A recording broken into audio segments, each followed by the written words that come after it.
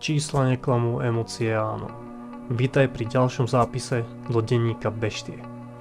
Dnes si povieme, kto je tajný král na Wall Streete, pozrieme si prehľad môjho portfólia za tento týždeň, ukážem vám, čo som prikúpil a ešte sa aj pozrieme na dividendy, ktoré prišli.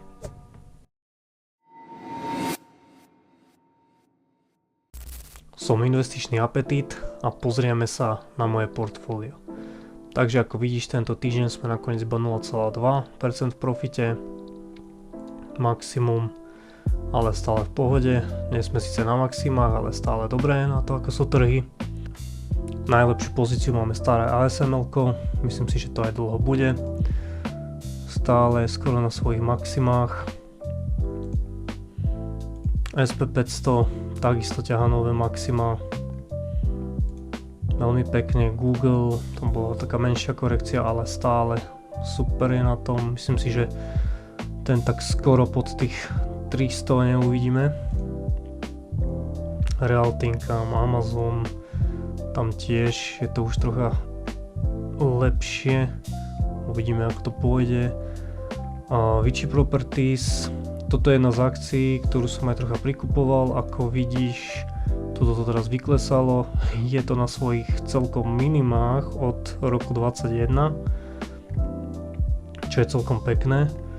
Som tu, ako vidíš, v mínuse skoro 350 €, ale tuto ti ukážem, že v júni vlastne, že postupne, vždy keď je takáto akcia vyklesaná, tak postupne si to tak dokupujem po troške. Ako vidíš, tuto šup 1 akcia a tuto 3, takto postupne proste krmím túto beštiu.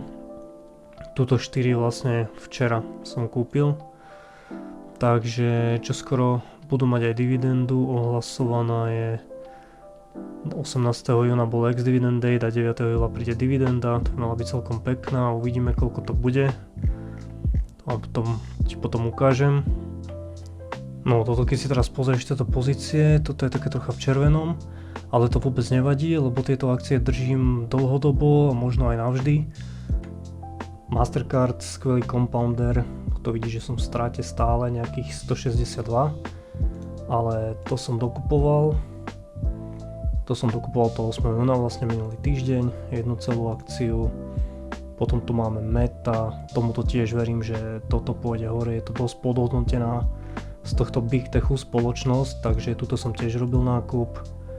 Tu vidíš 9. júna celú akciu tiež. Ďalej tu máme S&P Global, o tomto dneska sa budem s tebou aj baviť.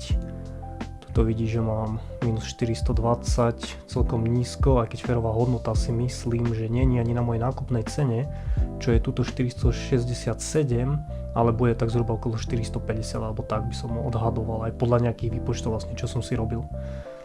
Takže potom sa ešte porozprávame. No, Pepsi, Main Street, to všetko kvalitné dividendovky, ktoré sú teraz vyklesané. Všetko toto, čo vidíš v tom červenom, je proste pre mňa buy. Je to za mňa buy. Netflix som aj tiež kupoval. Teraz ten tiež pekne klesol a toto si tak postupne dokupujem, postupne tým krmím tiež beštiu.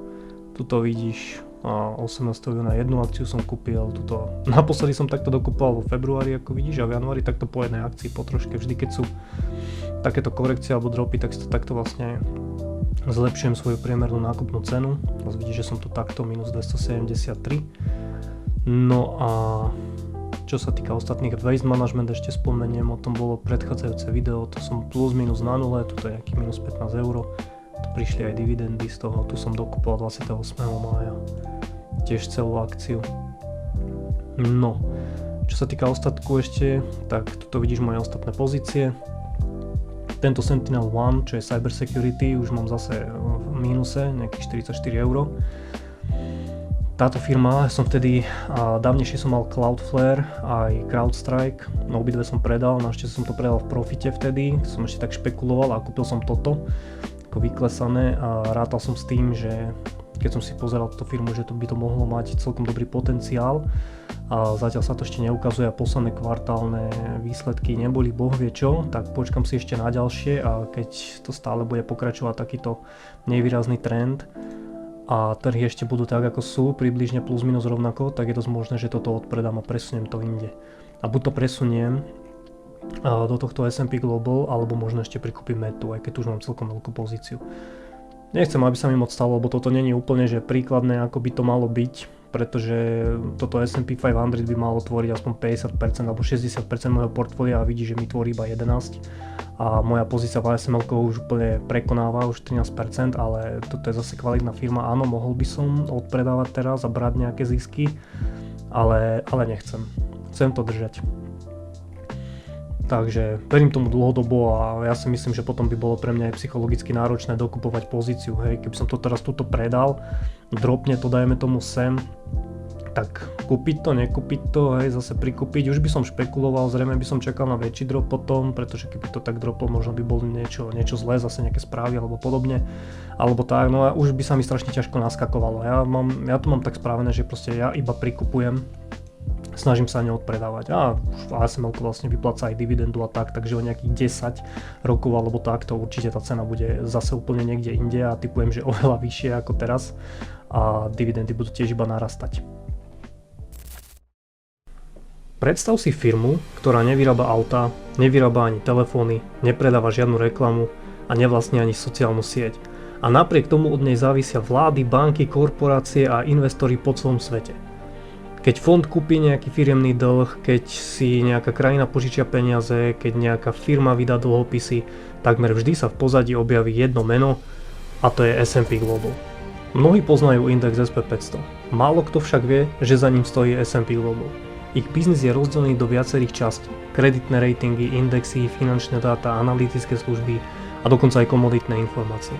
Inými slovami predávajú informácie a to nie hociaké. Predávajú informácie, podľa ktorých sa pohybujú bilióny dolárov a práve preto majú obrovskú silu. Pozri na toto nákupné okno. S&P Global, tichý král finančného sveta, ktorého akcie málokedy dostaneš v zľave. No dnes? Trh nám otvára celkom dvere, si myslím. Historické priemerné PE tejto firmy je na úrovni 28,5 násobku, sektorový priemer je okolo 23,5, ale aktuálne forward PE padlo na 21 násobok. Čo to znamená pre mňa? SPGI sa dnes obchoduje s výraznou zľavou voči svojej vlastnej histórii a je dokonca lacnejší ako priemer jeho konkurentov. Takže za mňa celkom príležitosť. Férová cena tejto firmy si myslím, že je okolo $445 alebo 450. Aktuálna cena na trhu je nejakých 411, takže myslím si, že ten potenciálny výnos je tam celkom v pohode, až tých 15%, čisto len z nárastu ceny bez započítania dividend. Takže uvidíme ešte, ako to bude. Samozrejme sú tam aj rizika, trhové rizika stále existujú, ako sú sadzby, Fed, geopolitika a tak ďalej. Takže napríklad tie úrokové sadzby, ako som spomínal, čím vyššia sadzba, tak tým brzdia emisie nových dlhopisov, čiže menej ratingov, menšie zisky. Takisto aj disrupcia od AI, čiže riziko, že AI zlácni spracovanie týchto dát a zniží marže celkovo. Takže toto vlastne spôsobilo aj tento nedávny pád, tento strach z toho, že AI to takto ako keby ohrozí. Takisto aj regulácie, zmeny pravidel pre ratingové agentúry tiež môžu zvýšiť vlastne náklady, alebo keď zlyha, hlavne keby sa tá dôvera strátila, že by proste ako bola tá kríza 2008, keď vydávali ratingy trojité Ačka a podobne na hypotéky, no a celé to bola bublina, nafúkovalo sa, takže toto tiež môže ohroziť takúto firmu. Strata dôvery. No a ešte chcem spomenúť, že patrí medzi dividendových kráľov, čiže viac ako 50 rokov nepretržitého rastu dividend a vypláca kvartálne. A keby som to porovnal s Moody's, čo je druhá taká firma, čo robí v podstate to isté, čo S&P Global, aj keď sú viac zameraní na tie ratingy, S&P Global má viac tých dát a podobne, tak oni sú tuším že nejakých 25 rokov majú. Čiže to sú také dva oligopoly, z ktorých ja si myslím, že S&P Global je o niečo lepší. A dividendy, ktoré mi zatiaľ prišli tento mesiac, sa pozrieme na to. Takže včera prišlo z Waste Managementu 5,58 a 15. júna boli najlepšie z Main Streetu 10, Realty Income 15, z Alphabetu skoro 3 €. A čo sa týka júna, tak tuto ešte S&P Global 5,71 a Microsoft 3,35. Ďakujem, ak si toto pozeral až tu. Uži si víkend a pamätaj, nekrm systém, krm beštiu.